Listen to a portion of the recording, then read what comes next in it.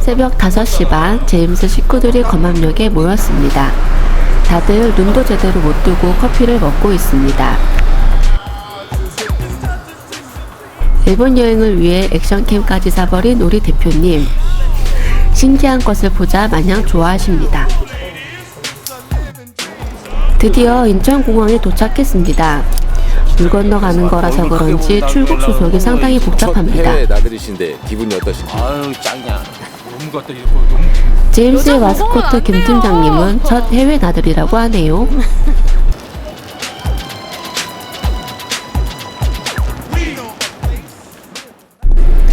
드디어 비행기가 일본을 향해 움직입니다. 앉자마자 자는 귀염둥이 유리야. 너 모공과 뾰루지 찍히고 있다? 이번 일본 여행은 사실 농담 반 진담 반으로 시작해 일이 커져버린 케이스입니다. 처음 워크숍은 양수리에 가서 ATV를 타자고 했던 것에서 일이 점점 커지더니 제주도를 넘어 일본에까지 날아가게 됐지요. 뭐든 한다면 한다는 신조를 가지고 있는 대표님은 덜컥 일본행 비행기 티켓을 예약해버렸답니다. 인천공항 날씨는 흐렸는데 구름 위로 올라오니 멋진 광경이 펼쳐집니다. 한참 바다 위를 날고서야 일본 땅으로 비행기가 내려갑니다. 우와, 일본이다. 곤니치와.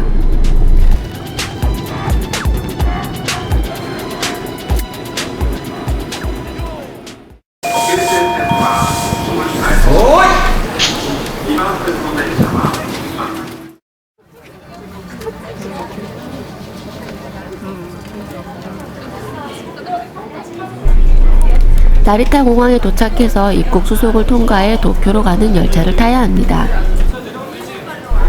여행자 교통카드를 3,500엔이나 주고 샀습니다.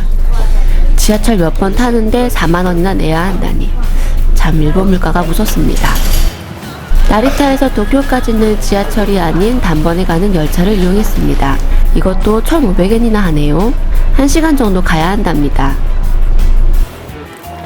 옛날 전철표 같지 않습니까? 나리타 공항에서 아사쿠사까지 가는 티켓입니다. 이게. 현 팀장님, 나리타에서 도쿄까지 가는 티켓입니다. 아, 무식해.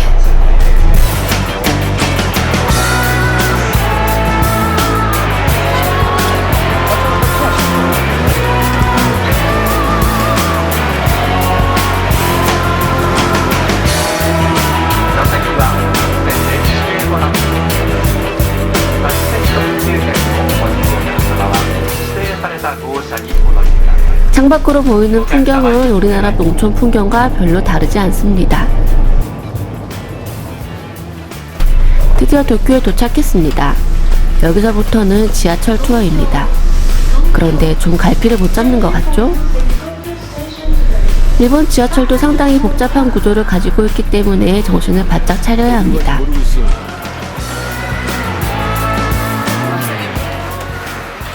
우리는 도쿄에서 아사쿠사라는 곳으로 가야 하는데 몇 정거장 안 돼도 갈아타는 곳이 복잡해 몇 번을 왔다 갔다 헤매고서야 방향을 잡을 수 있었습니다.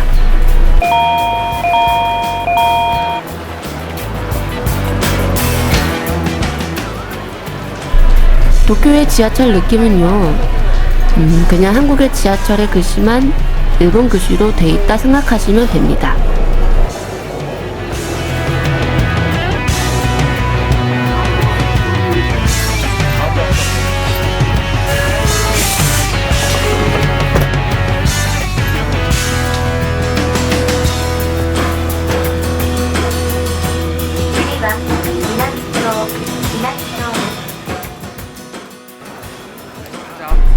아사쿠사역에 도착했습니다. 아사쿠사는 오래된 사찰이 있어 관광지로 유명한 곳입니다. 역에 내리자마자 갈증이 났는지 음료수부터 뽑습니다. 그 옆에 훈남 인력거 오빠들이 기다리고 있네요. 혼자 왔으면 혼남 오빠 일렉거를 탔을 텐데 좀 아쉽습니다. 일단 밥을 먹기로 했습니다. 아사쿠사 역에서 다리를 건너가면 아사히 맥주 본사가 나옵니다. 다리 밑으로는 강물이 흐르고 유람선이 지나다닙니다. 낭만적인 느낌을 받으려고 하는 찰나 똥이 아사히라는 저렴한 멘트를 날려주는 유리양. 그러고 보니 통각기 또한 유리 나이스.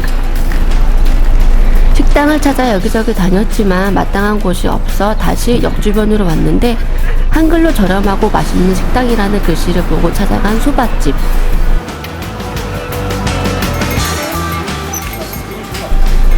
일본은 정말 자판기의 나라라고 해도 과언이 아닙니다. 거의 모든 식당이 다 저런 자판기로 표를 뽑고 주문하는 형식입니다. 500엔 정도 하는데 생각보다 양도 많고 맛있었습니다.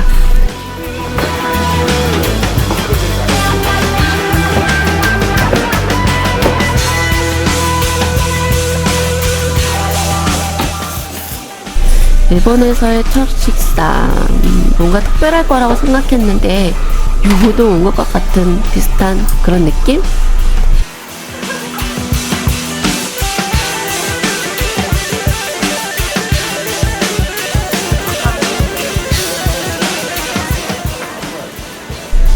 소바를 먹고 나오자마자 우리 대표님 방을 보고 이성을 잃었습니다. 이곳에서 8전병 같은 걸 사 먹었는데요. 생각보다 달지 않고 맛이 괜찮았습니다. 아사쿠사 역 주변이 관광지가 된 것은 바로 센쇼지라는 크고 오래된 사찰 때문입니다.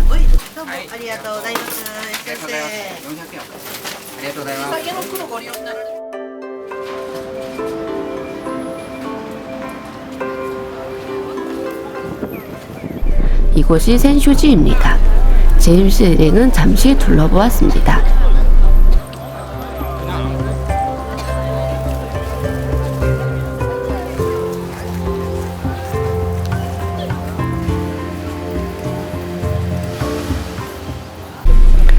정말 많은 사람들이 절에 기도를 하고 향불 연기를 쐬며 무병장수를 빌더군요. 하지만 우리는 아름다운 풍경을 충분히 즐길 수 있는 시간이 없었습니다. 아직 숙소를 못 찾았거든요.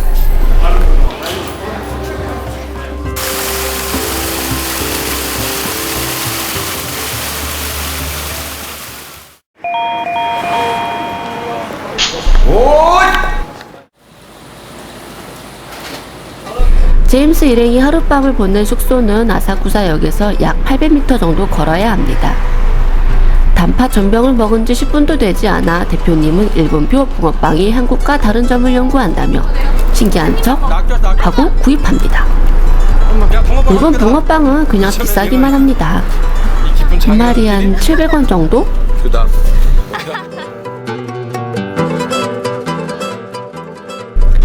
드디어 숙소에 도착했습니다. 전통 일본식 숙소를 예약했는데 생각보다 현대식입니다. 로비에는 이상하게 다리 달린 물고기가 제임스 일행을 반겨줍니다. 우밀조밀한 통로를 따라 방으로 올라가 보니 깨끗하고 정갈한 2칸짜리 방이 나옵니다. 일정이 바빠서 짐만 내려놓고 바로 우에노로 향했습니다.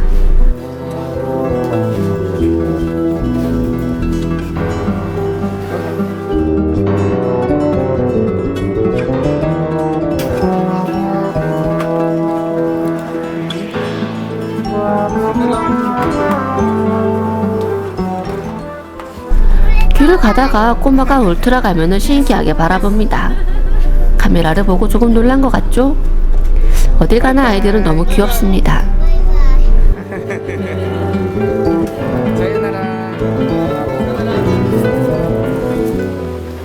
숙소에서 다시 아사쿠사 역으로 향하는 길입니다.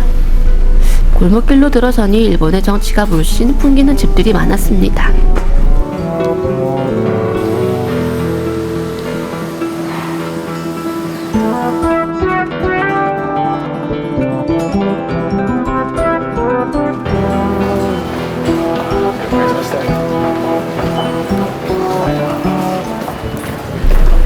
지하철을 타고 우에노로 향했습니다. 제임스 김의 어이없는 꿈같이 시장 통해서 장사를 하는 사람도 우리의 시장 풍경과 별반 다르지 않습니다. 오토바이는 기타 운송장비에 속하는 겁니다. 오토바이 거리로 잘 알려져 있는 우에노. 하지만 제임스 일행이 직접 체험한 우에노는 오토바이 거리라고 말하기 민망할 정도의 그야말로 시들어버린 우에노였습니다. 간혹 나타나는 바이크샵들로 활기라고는 없었습니다. 10년 전만 해도 우에노는 정말 대단한 거리였다고 하는데 말이지요. 우리는 퇴계로 바이크 거리도 우에노의 수순을 밟고 있는 것 같아 씁쓸했습니다. 일본에 도착하자마자 죽어라 지하철 타고 우에노에서 바이크샵 찾는다고 죽어라 걷기만 했습니다. 간혹 한국에서는 볼 수 없는 모델을 직접 보는 것으로 위안을 삼아야 했습니다. 일본에서의 아이들을 유치원에 보낼 때 쇼핑카트 같은 것에 태워서 6명 정도씩 이동하더군요. 색다른 풍경입니다. 볼거리도 없었고 재미도 없었습니다. 그래서 환락의 도시 시부야로 향했습니다. 이제부터 음주 타임.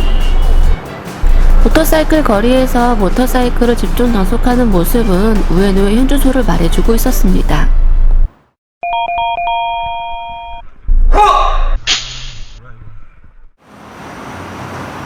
시부야에 도착했습니다. 우에노에서 상당히 먼 거리입니다. 평일인데도 정말 많은 사람들이 거리로 쏟아져 나왔습니다. 이곳은 그냥 주말의 명동 정도? 혹은 홍대와 같은 분위기 같았습니다. 술집도 많고 밭도 많았습니다. 술을 먹기 전 식사를 했습니다. 일종의 덮밥이었는데 맛은 좀 짜더군요. 술집에 들어왔습니다. 하루의 피곤함을 달래기 위해 건배. 한국 사람인 것을 알고 주인이 상당히 좋아합니다. 왜냐면 한국 사람은 안주도 많이 시키고 술도 빨리 먹기 때문입니다. 반면 일본 사람들은 남녀를 따지지 않고 술 한잔 시켜 4시간, 5시간씩 버틴다고 하네요. 그러니 술집 주인이 한국 사람을 좋아할 만하죠. 4가지 정도의 안주를 시켰는데 한결같이 맛은 있는데 다 짜네요.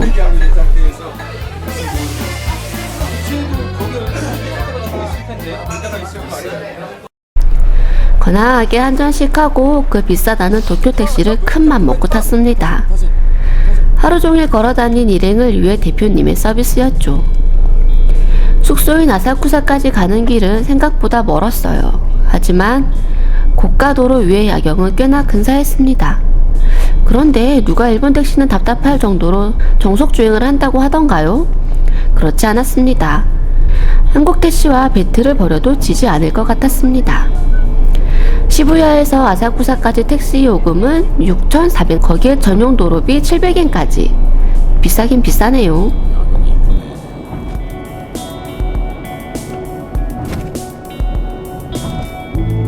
I thought of you last night when everything declined, when everything was right. Last night.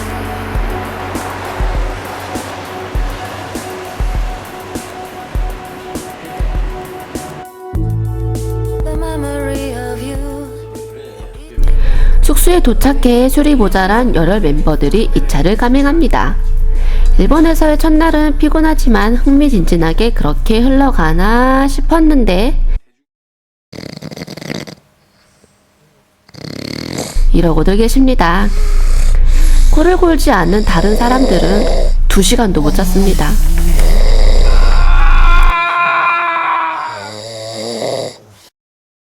오하요 고자이마스.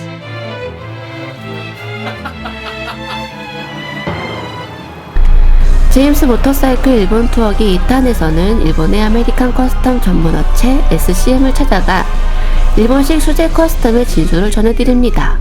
2탄을 기대해주세요. 커밍 순.